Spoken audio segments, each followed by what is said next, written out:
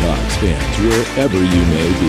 Welcome back for another edition of the Seahawks Playbook podcast. Join your host, Phil Alvstad, and co-host, sports writer and football analyst Keith Myers, as we talk Seahawks football.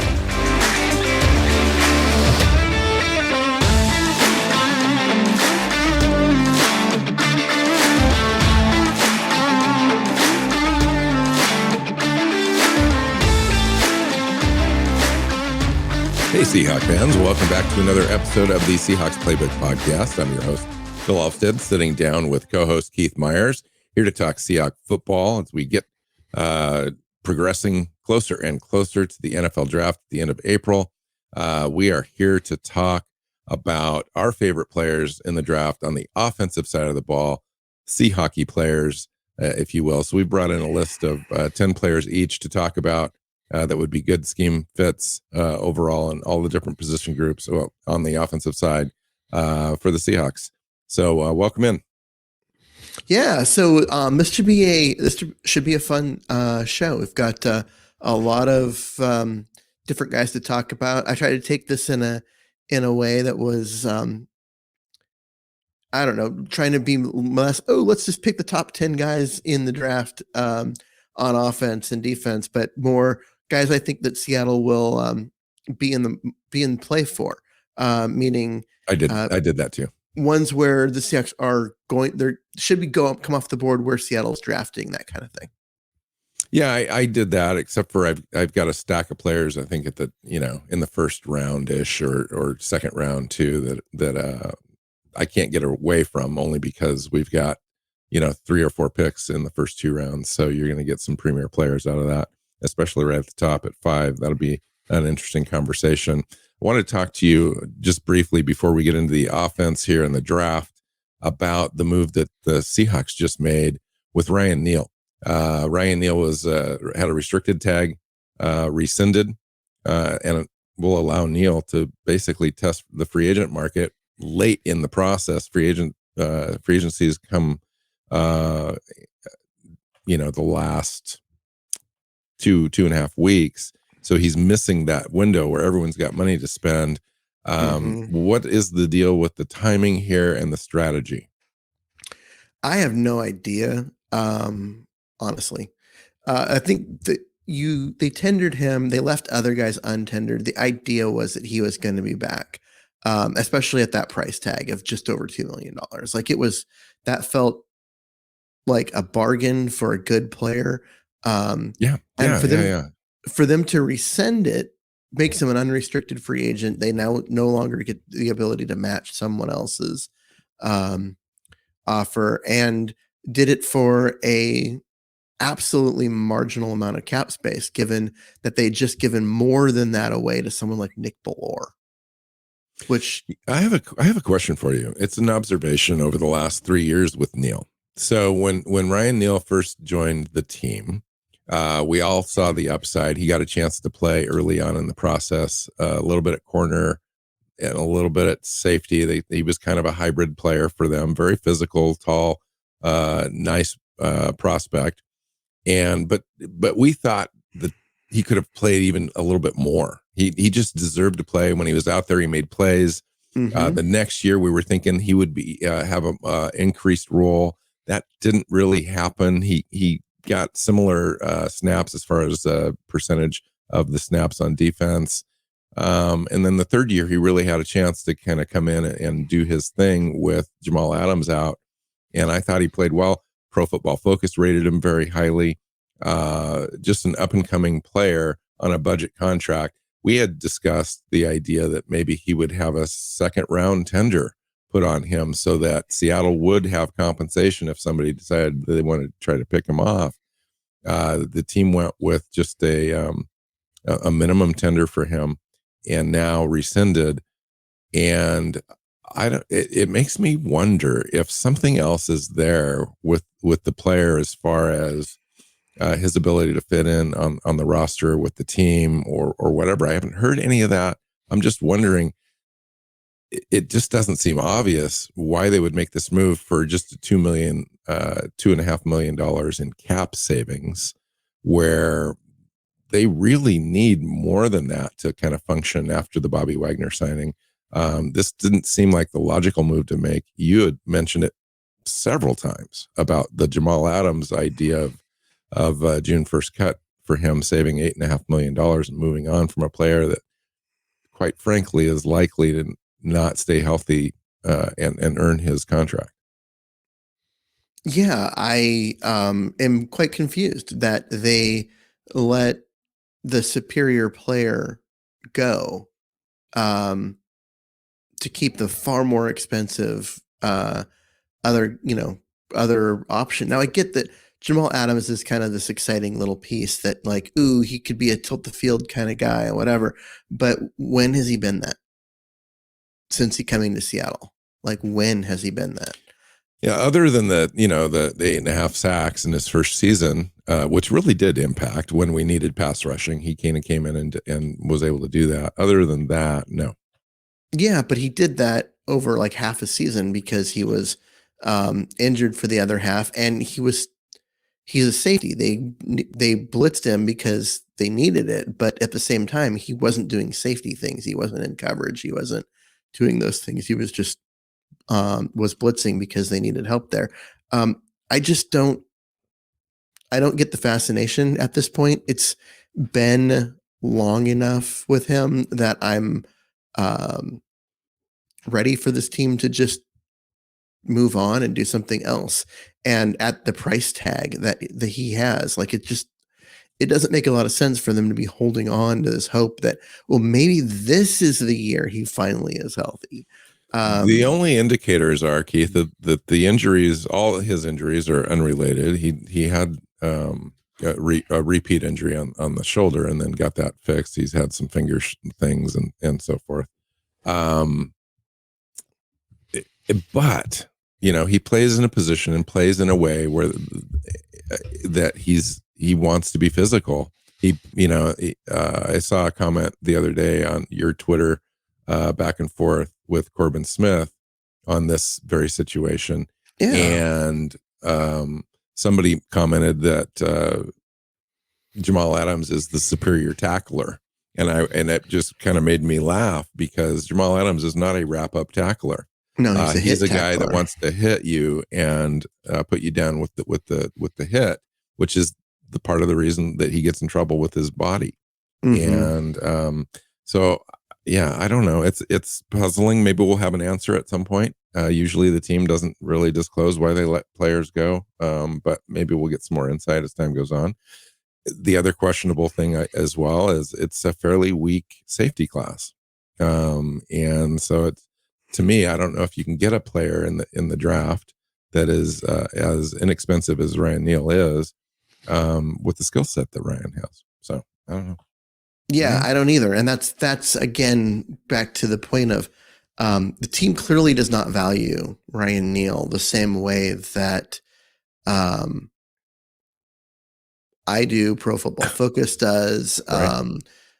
They clearly just don't. And I am always just curious as to why. I just don't always get that assessment. I mean, and the idea that like, oh, they've never done it. Well, you know what? They kept him over guys like Marquise Blair, who they drafted way high. He drafted in the second round and all of that. But they kept Ryan Neal over him and let Ryan Neal be the guy all year at strong safety last year when Marquise Blair was on the roster right up until the season started. So, and then for them to do this now, like it really just doesn't make a lot of sense. I can't give you a reason why they would do this, but clearly whatever their thought process is not one that I share. Okay. So maybe we'll get some clarity in the next few weeks leading up to the draft, and we'll relay that if we do. Okay, so let's talk Seahawky offensive players in the NFL draft. We've, of course, have been doing that for months now, but we're kind of getting a more narrow focus on the types of players that Seattle would be interested in, that we think that will be a good fit. I'll start this conversation, and might as well start at the top.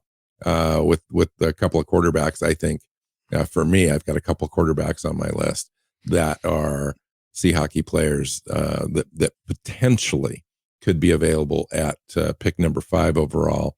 And if they were sitting there, I believe Seattle would pull the trigger on. And the first one is CJ Stroud. I think absolutely overall probably go number 1. But if there's a situation where maybe they elect to go Bryce Young, and for whatever reason, CJ Stroud is a guy that falls, Seattle would pounce. Mm-hmm. Yeah, to me, he should go number 1. I mean, given the quarterback needy teams and where they are and the quarterback prospects, he should be the number 1 overall pick in the draft. I don't question that. He's the best prospect of all the quarterback prospects, and you've got quarterback needy teams in 4 of the first 5 spots in the draft. It just it makes sense. But Bryce Young being a guy that's liked, and I understand why his tape's phenomenal. It's just, for me, it's a size issue, and I worry that he's not going to hold up to the NFL pounding that quarterbacks take. I mean, it's not just a height thing, because Russell Wilson was shorter, but Russell Wilson was built. He was a guy that was like 215, and you could just tell his body could take the hits.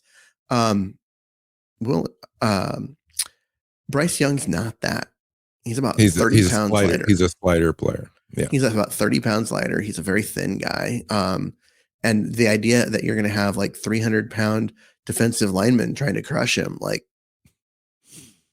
Yeah, it's not. Yeah, it does give you pause. Absolutely. Yeah, I don't know. In fact, I would put it at 5% that CJ Stroud would be available at 5. I'm just saying CJ Stroud is definitely a Seahawky type player as far as his attributes, what they look for, his leadership, all the intangibles, the accuracy that Pete Carroll really demands out of the quarterback position, all that. How about you, Keith? What's your first Seahawky player? My first Seahawky player was CJ Stroud.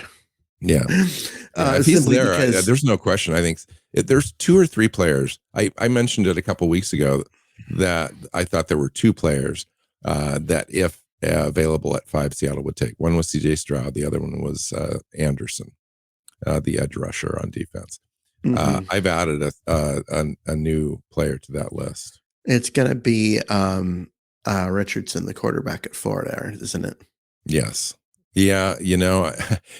I was thinking about our conversations over the last 5 months about the quarterback spot. When we originally started talking about the college season in September and the Seahawks, we did not know that Geno Smith was going to have a great season like that. And we were going to be taking a look at the quarterback class very closely throughout the entire process because of that situation.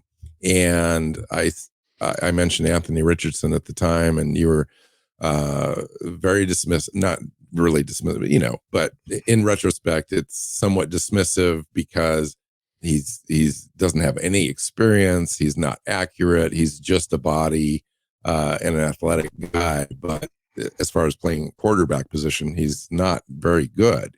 And so I was like, you just wait, you'll see. And then in January, I was like, I think he's going to rise. He's going to be one of those guys. And sure enough, this guy's ended up being in the top 10 conversation, if not the top 5 conversation. Good for him. He's still not a very good quarterback today. Mm-hmm. This is what you would call the most prime example of a boom or bust prospect in an NFL is Anthony Richardson. He's got the potential to be the biggest boom that the sport has ever seen, and he's got the potential to completely bust out if it doesn't work. And but when you take a look at him as a prospect, the guys like Pete Carroll take a look at a physical quarterback like this and just start drooling because of the ability to run the scheme. If they can latch on and fix his accuracy issues, his foot needs a lot of work. He's got the arm to do all the deep shots that Pete likes to do. And if he can work on his accuracy issues on the short game, he would just be an outstanding prospect, I think. Well, yeah, I mean, he's a super athlete, and you don't get those at quarterback. And he's got the monster arm. He can just flick his wrist and throw it 80 yards. Like, there's a lot to look at there, but quarterback has never been an athleticism position.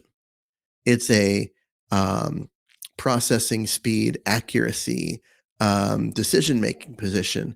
And yes, he is like blank slate with that, except for the accuracy, which is not a blank slate. It's an actual negative against him. And that's the problem, is you're drafting someone essentially unknown.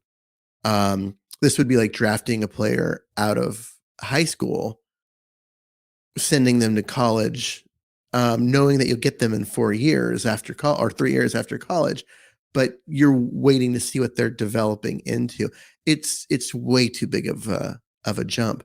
And you were right about him rising and people talking about him being there, because teams are going to just drool over at that athleticism, but he's not a quarterback yet.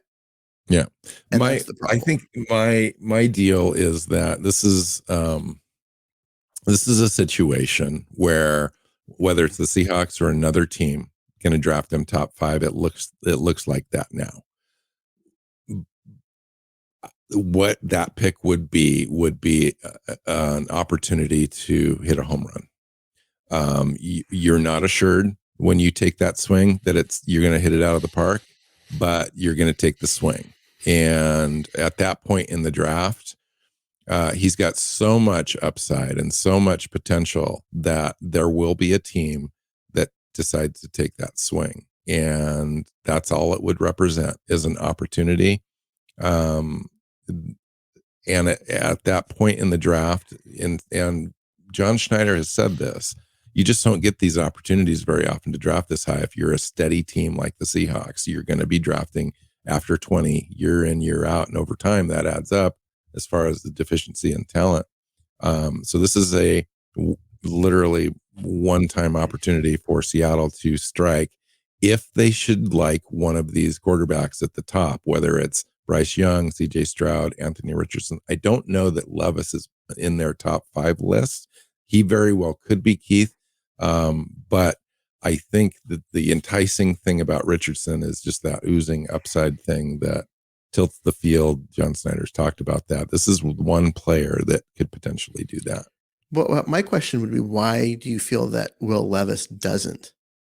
I mean, he doesn't have the speed that Richardson does, but nobody does. It's the athleticism and the processing. Here, you mentioned processing. It's the processing for me, and the inaccuracy issues that Will Levis had over time, not just last year where he didn't have a very good offensive line or weapons, but other years as well. He was closer to a 60 or less percent completion percentage quarterback. And some of his accuracy issues can be pinpointed to his footwork and his just the way that he processes. He's very late on a lot of his throws and so forth. So to me, I think that Will Levis is a top 20 quarterback, not a top 10 quarterback. So I think Will Levis is a significantly better prospect than Anthony Richardson. He's a better football player today. He is a better football player. He is faster. I agree with that, Keith. I think the processing comment is unwarranted. Like, I think he actually does stuff quickly.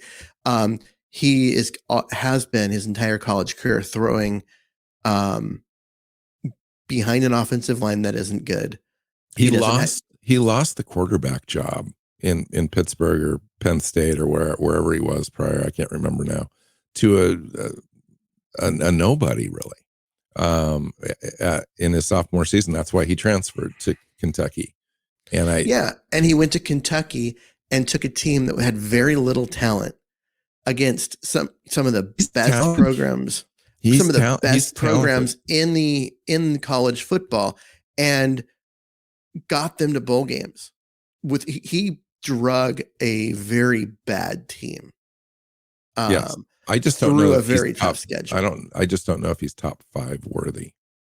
He's here's the way more worthy than Richardson. Here's what I'm looking at. I don't know. Here's the way I look at Will Levis. I think we have Will Levis on the football team already. We've got the big guy with the arm who's had a little bit of accuracy issues and all that kind of stuff. And his name is Drew Lock. Yeah, but Will Levis is better now than Drew Lock has ever been. Will Levis's tape right now is better than Drew Lock's tape in college or in Denver. Drew Lock was a project guy with a big arm, but didn't know what a football looked like. Yeah, there's no doubt. I'll agree with you on what you've just said as far as Will Levis is NFL ready. He's run an NFL offense. In fact, the same offense that Seattle runs. Those are all absolute benefits to Seattle potentially being very interested in him. I just don't know that I would be excited or feel great if, for example, Will Anderson was on the board and Will Levis was on the board and they chose Will Levis. I'd rather have Levis because I think Will Levis is a quarterback of the future. I think Will Anderson is a fantastic pass rusher, but you only get a chance to get your quarterback once every 15 or 20 years. Is Will Levis on your Seahawky list? He is. He's my next guy. Nice. Because he is being, I think, undersold by local draft guys. Because everyone's excited about Richardson and they're trying to justify the excitement about Richardson. And they're justifying the excitement about Richardson by tearing down a prospect that is. I'm certainly not trying to tear down Will Levis. I am not. I'm just giving my individual opportunity or observation. That's it. If Will Levis was in last year's draft class, he would have been number one. He would have been the number one overall pick. I agree with that. But I don't know that he would have been the number one overall pick, but he would have been top 5. He would have been the first quarterback off the board easy. Yeah, he would have been. He probably would have been the only first round quarterback last year. If he had been in the year before, where there were 5 quarterbacks that went high, he would have gone before 3 or 4. Yeah, and he'll go 3 or 4 this year. But yeah, no, he's a good player, and I you take a look at his leadership skills, his qualities, all of the intangible things that the Seahawks really dig. He totally fits the bill. So there's no question there. I just don't know that I would be happy. I think that he's gonna, for me, I think he's gonna end up being a top 15 quarterback in the NFL. And I think Anthony Richardson has an opportunity to be top 5. I'm just saying opportunity. He's not there yet. I'm just saying there is a higher probability. There's a higher probability that Anthony Richardson never takes a meaningful snap in the NFL. I agree with that. Than there is of him turning into a top 5 quarterback. I agree. It's a boom or bust. There's no question about it. No question.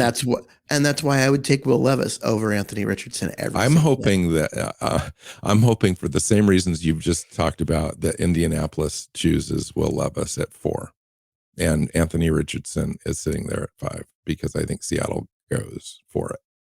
Yeah. And I would rather have I'd rather have Indianapolis waste that draft pick.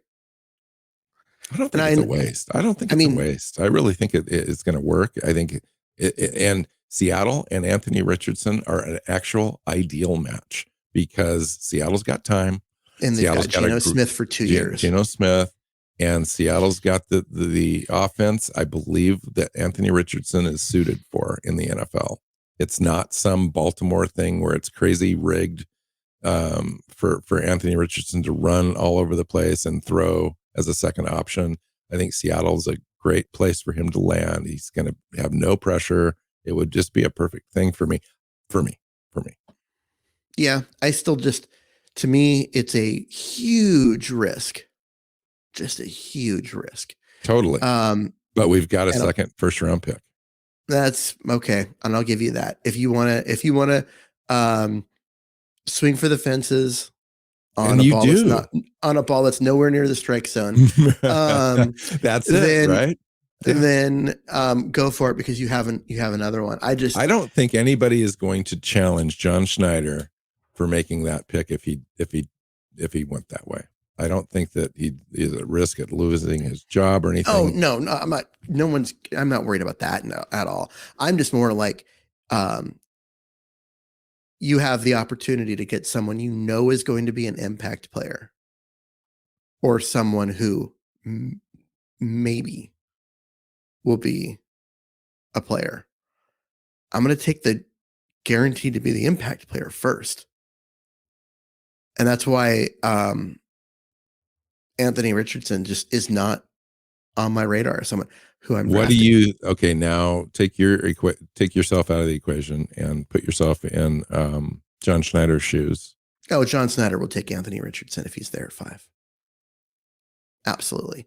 And he'll and at the time, if he does, I'll walk back some of mine because let's face it, Schneider has shown that he knows how to evaluate quarterbacks. And if he's all in on Richardson, I'll be like, you know what? I'm going to defer to him and his knowledge. I think that and his I would be experience. doing that too, because obviously I'm sitting here on this show advocating for him, but let's be honest, it's a risky pick. It would be a risk. It would be the riskiest pick that he'd ever made. Yeah. But also the potential to be the best. So I get it. I would get it. I would understand. I would support that. And I would be thrilled to watch this player evolve over time in my system. But yeah, I'm with you. I mean, I'm saying all these things, but yet I'm saying them with some reservation. Obviously, we've got holes in the roster. That's a premium pick in this draft. If Will Anderson's sitting there and Anthony Richardson, and they go Anthony Richardson, it's going to cause some pause. Not only for me, for you, for a lot of fans, but I agree with the sentiment you just expressed, is that John Schneider has evaluated some prospects and been right on them. Now, we haven't drafted them, but they've turned out.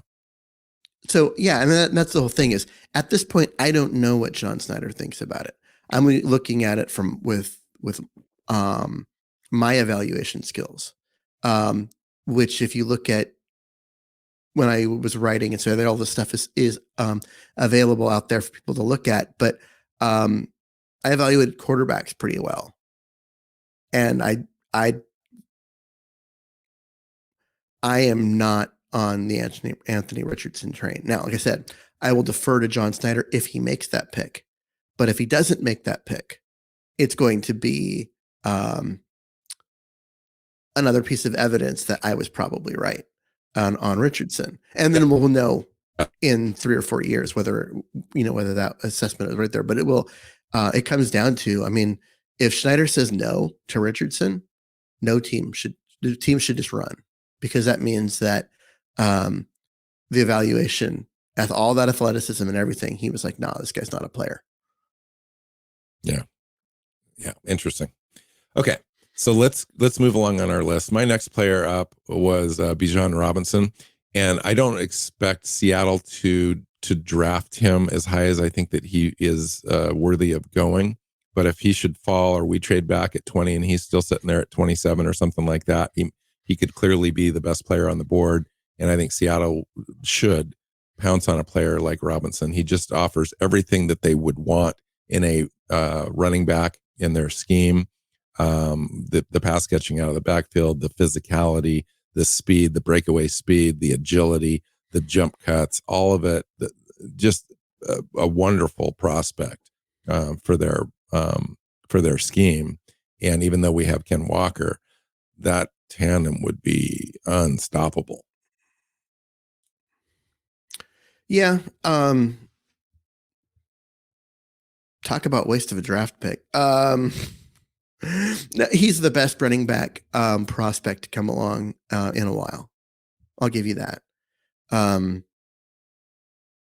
did it work out? I get it. How did Ezekiel Elliott work out for for It worked out Dallas. pretty good for them for 4 or 5 years. It worked out. It worked out pretty good for them for 1 year.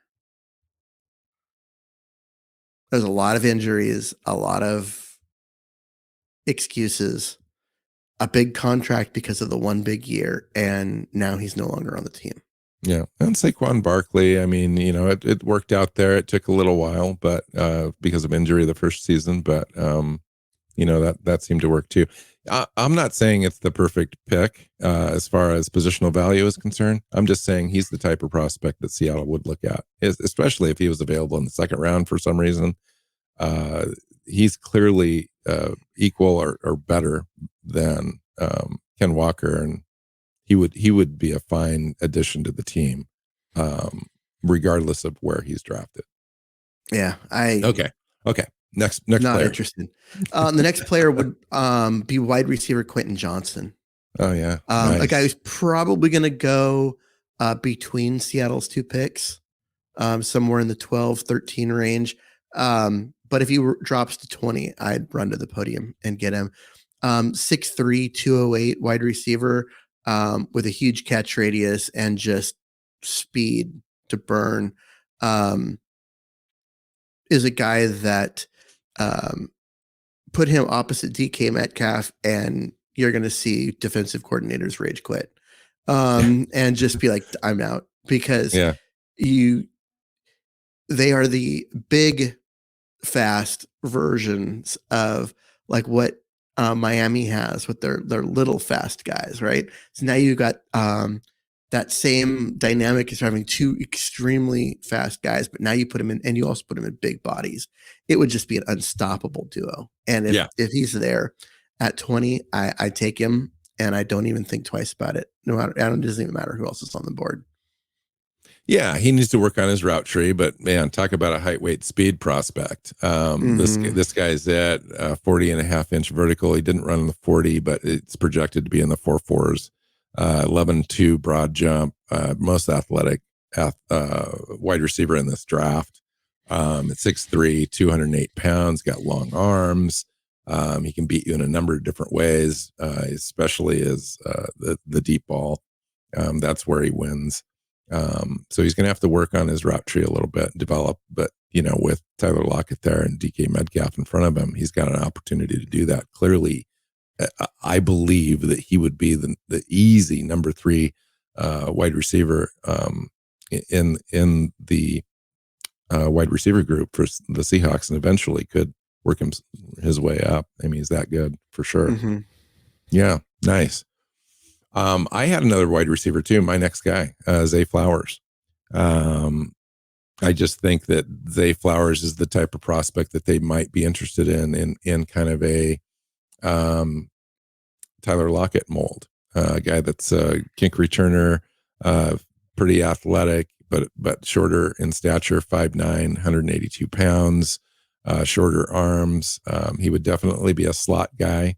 But I think Seattle would be attracted to his speed at 4.42 with the 1.53 split, and just a real productive player that knows how to run routes, probably the most precise route runner in the draft. And if they want a ready-made receiver to come in and help them right away, this would be it. One of the things that makes Tyler Lockett so good is his ability to win contested catches despite his size. And Zay Flowers has all of the Tyler Lockett attributes except for that one. He's a guy that wins when he gets separation, and so therefore can make a clean catch. Granted, he's got a really nice route tree that will allow him to get separation a lot. But I do worry at the next level, simply because of, if you took away Lockett's ability to make those contested catches, then he's a nice slot receiver.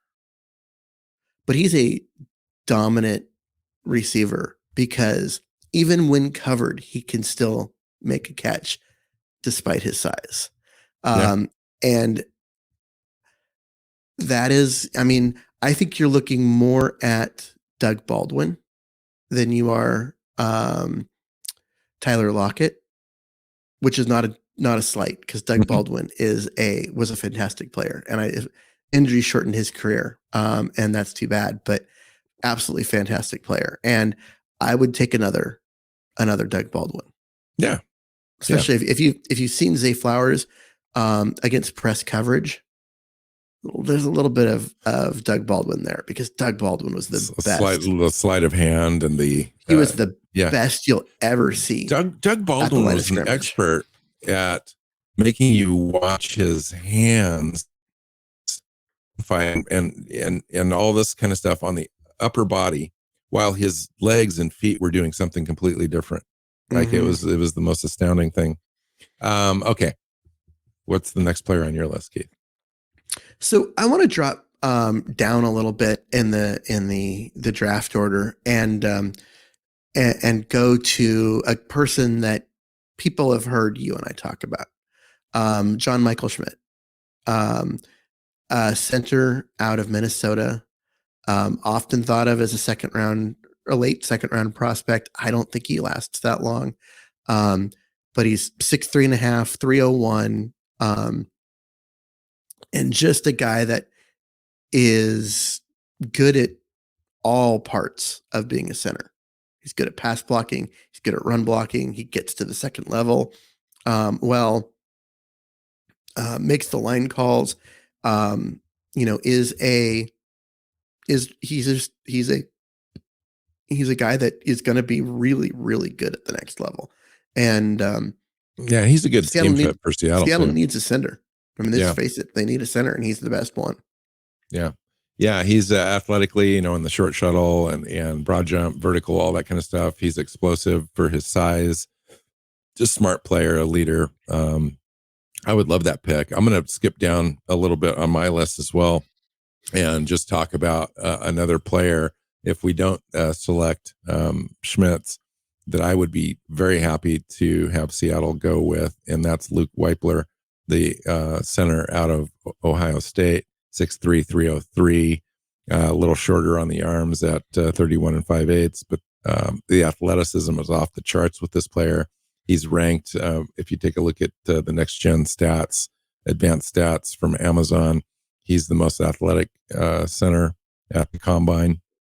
And I just think that scheme fit wise and the pass pro and the run blocking and stuff, I like him as much as I have to get him at the back end of the first round, potentially in this draft. Now, I know that all the mocks show him as being available at 37 or sometimes even 56 or wherever we draft.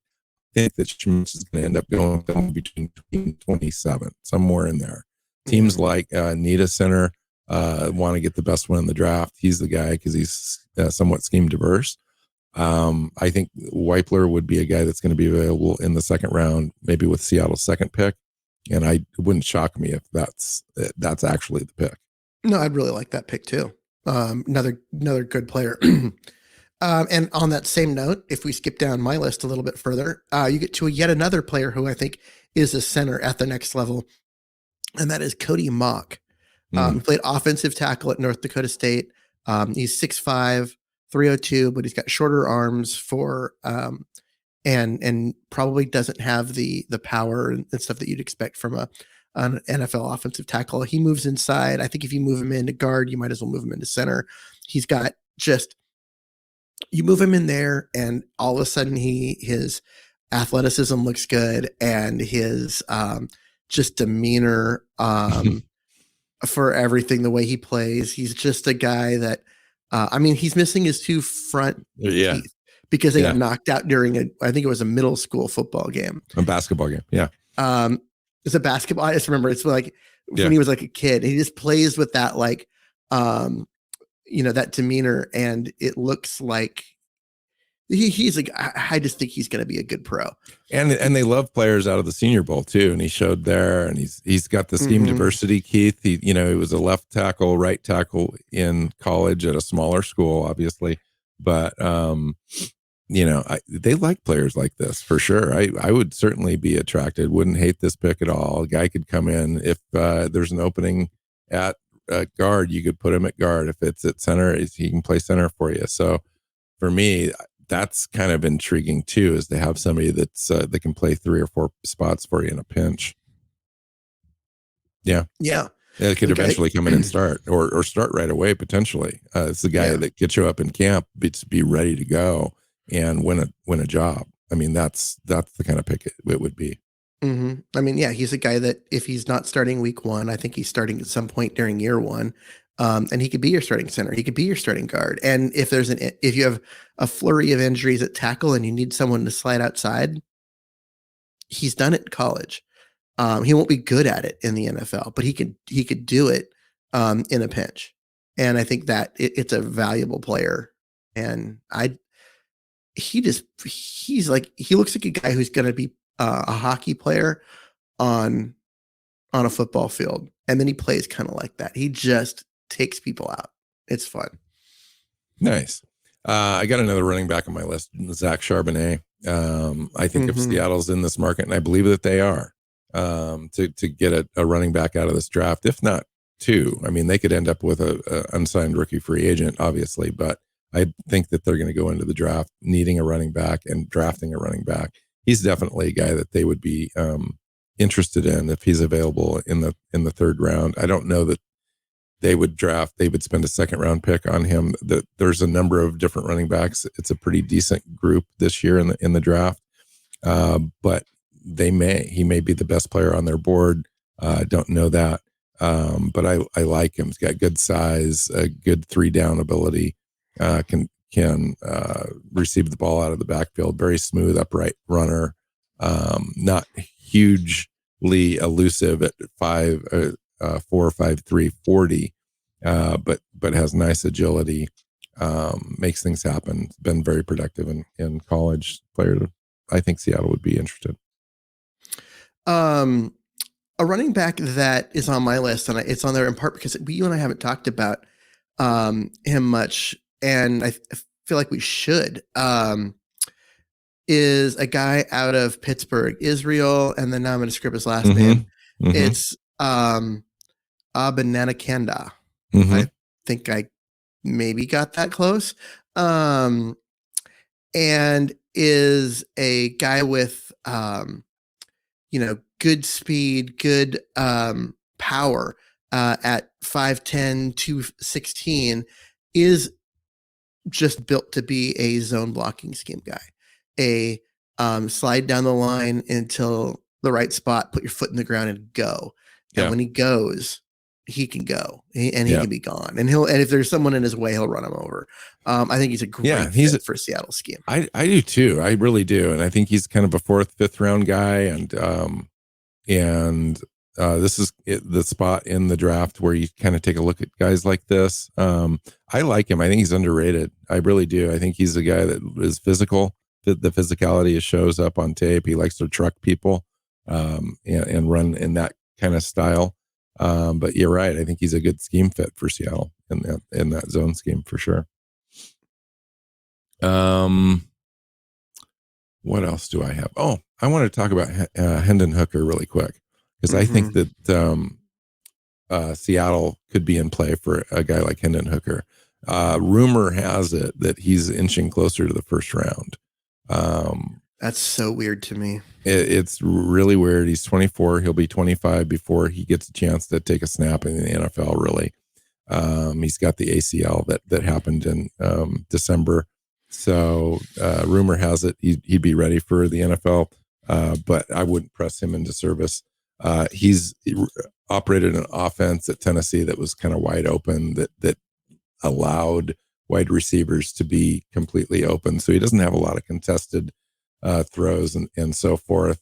So he's kind of needs to learn route trees and reading defenses, line calls, going through progressions. He only threw it to his 2nd option 6% of the time. Most of his throws were to the 1st read, and so that guy's going to need some opportunity. And he may be 27 before he takes his first NFL snap. Yeah, but Pete's going to like him.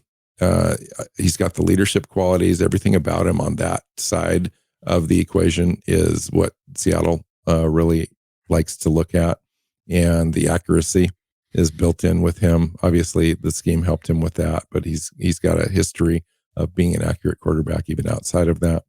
And so it would be a guy that I think Seattle would be interested in, especially if he's hanging around. Like if he's available in the, in the 70 to 80 range, Seattle might, if they haven't selected somebody at the top, bring him in.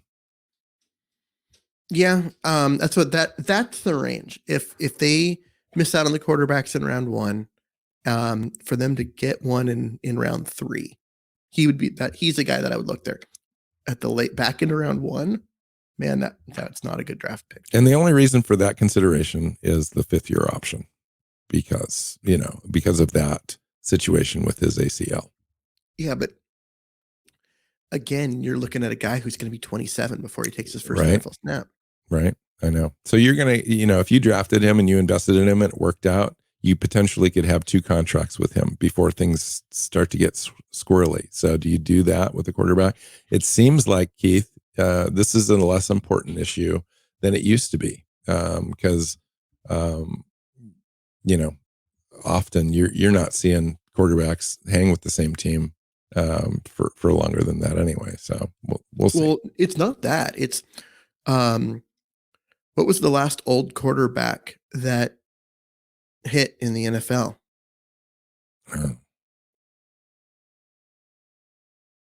Yeah, There isn't one. I don't know. There isn't one. Yeah. The last old quarterback taken early in a draft was Brandon Weeden, and that crashed and burned about as badly as it could have. The older players just aren't as good of prospects. You want guys that are in their early 20s, not in their mid to late 20s. All right. I've got 3 people left on my list. Where are you at? I've got at least 2. I need to figure out who we've talked about. We missed Cyrus Torrance, guard, a guy that I think is in play at 20, more likely 28 or 26 if they move back off 20. Best guard in the draft. Big, huge guy, run blocker that is going to just kill people. 6'5", 330. He's going to take NFL defensive tackles and drive them backwards. And you can't have too many guys like that on your offensive line. And yeah, I just think he's he finished his career without giving up a sack. Yeah. Not bad for a guy who's known as a run blocker. Exactly. Right. Yeah. I think that, people are dismissing this, him for whatever reason. But yeah, often you'll see the big boards and mocks have him available in the 2nd round. I think he's one of the first guards. If you take the tackle that is always at the top, that I think is going to move inside out of that equation. Yeah, if you take him out of the equation, I think Osiris is the 2nd guard taken. Yeah, for sure.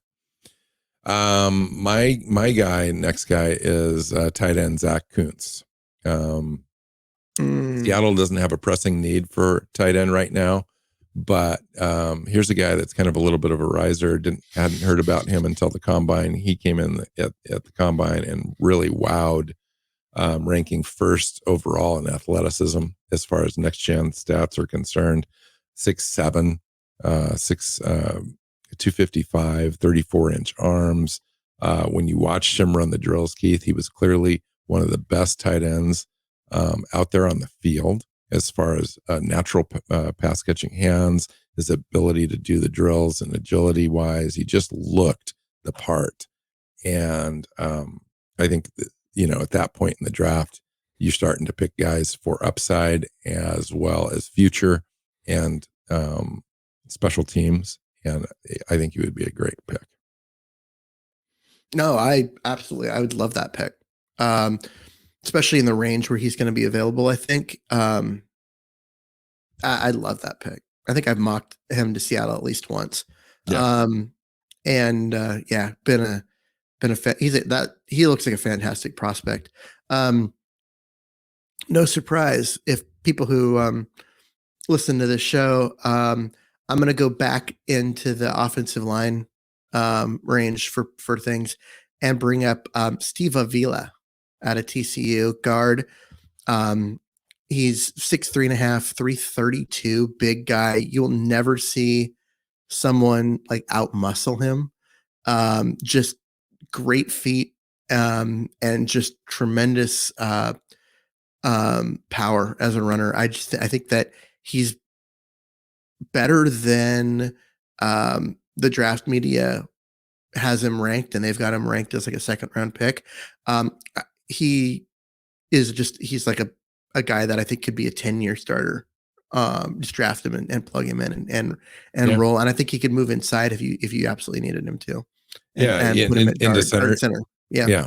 Yeah, I agree. I think he might be a little less athletic than Seattle prefers at their center spot for their scheme. They seem to go with those lighter guys that are, get the second level pretty easily. But as a guard prospect, yeah, for sure. He'd come in, play right guard right away for you and start, I think, out of this draft. And you can get him, I think, in, probably the second pick of the round too, maybe not. Maybe he goes a little earlier than that. I mean, there's not too many guys there in the first and second round. So teams that need those positions filled, like Seattle, might be using their, first pick in the second round to pick a player like this. I'm not sure. Yeah, it might be one of those situations where you sit there and you watch him and Cody Mock. And if they're both there, then you continue to wait. And if one of them goes, then you start looking to move up. And that way you get one of the two. One of those type of situations at the end of round 2 or round 3. One of my favorite players in the draft to look at in the 6th, 7th round range is wide receiver Bryce Ford Wheaton, the prospect out of West Virginia, 6'4", 221 pounds, 33.5-inch arms, pretty athletic guy. The rub on him is he just doesn't have a lot of experience, and his route tree is somewhat limited based on the scheme that they ran, but his athleticism can't be denied. 4.38 40 at that size, 41-inch vertical, 10 and 9-inch broad jump. 3-cone is 6.97 at that size, which is crazy. I just think he's got a lot of upside at that spot in the draft, and you take a flyer on him, and it seems like it would be the type of wide receiver that Seattle would draft in their 5th or 6th round selections. Oh, absolutely. Super athletic. Yeah. Okay, I think I have one player left. I do too. I chose an offensive lineman. Wow. Yeah. It was backwards because I chose a running back. Right. So it's a name that I'm surprised you haven't said, because it's a guy that I know you really like. And it's Roschon Johnson out of Texas. I do love him. Yeah, he's a perfect fit for Seattle. Yeah, 6 foot 219, 4.5 840. So not the fastest guy, but runs with power and is just a bruiser. Gets onto linebackers quickly and hits them. They don't hit him. He hits them. Great inside runner, short yardage.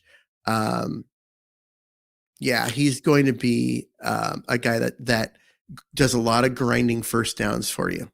Yeah, he's not, and he's sneaky agility wise too. Like he can really kind of bounce out and get you, but he's not a home run hitter. He's got Chris Carson written all over him as far as the type of runner that he is.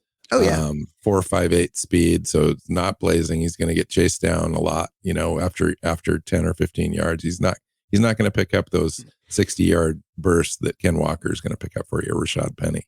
But very nice quality back, 3 down potential, guy that could come in and not only just spell Ken Walker, he could start if he needed to, pressed into service.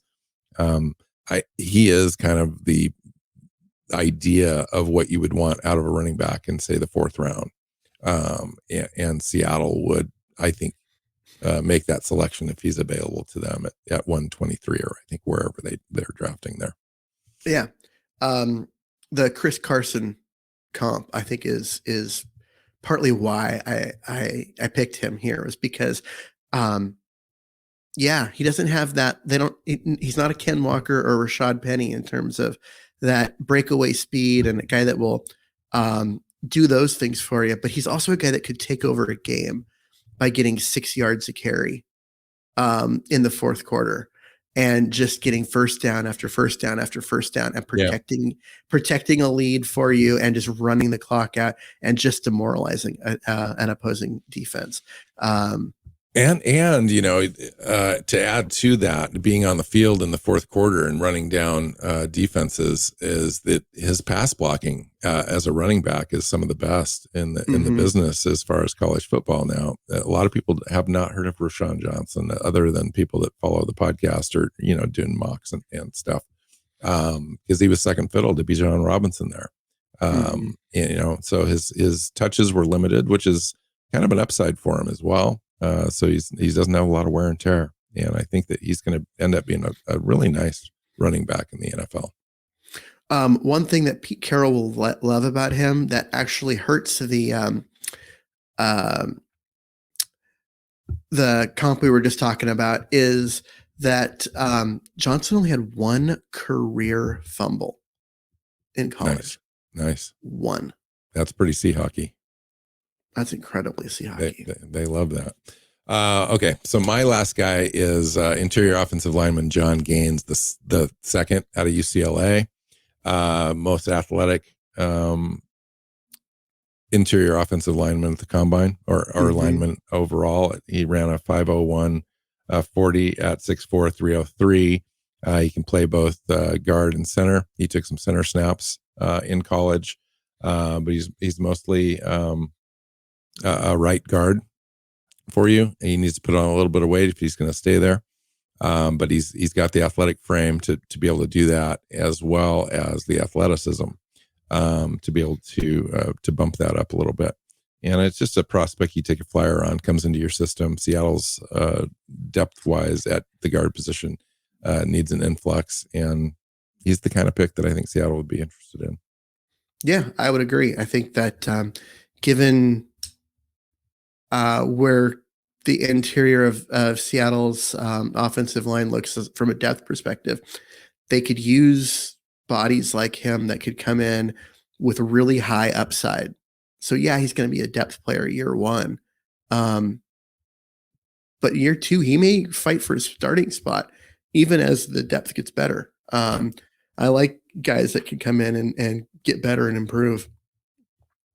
So let's wrap this thing up. The next show, we're going to do the defensive side of the ball. So definitely come back for that. And we'll continue as we get closer to the draft. We'll expand all those discussions as well. Make sure you follow Keith on Twitter at Myers NFL. You can follow me at NW Seahawk. Follow the podcast on your favorite podcast platform. Don't forget to hit the subscribe button. We've got our own YouTube channel. If you want to watch the show, make sure you hit that subscribe button as well. We're doing 3 shows a week all year round. So we've got a lot of great original content, and we'd love to have you to make sure you don't miss anything. So until next time, go Hawks. Go Hawks. Seahawks Playbook podcast listeners, thanks for joining us for another edition of the show. You can find us on Twitter. Bill is at NW Seahawk, Keith is at Myers NFL, and the show is at Hawks Playbook. You can listen and subscribe to the show at SeahawksPlaybook.com.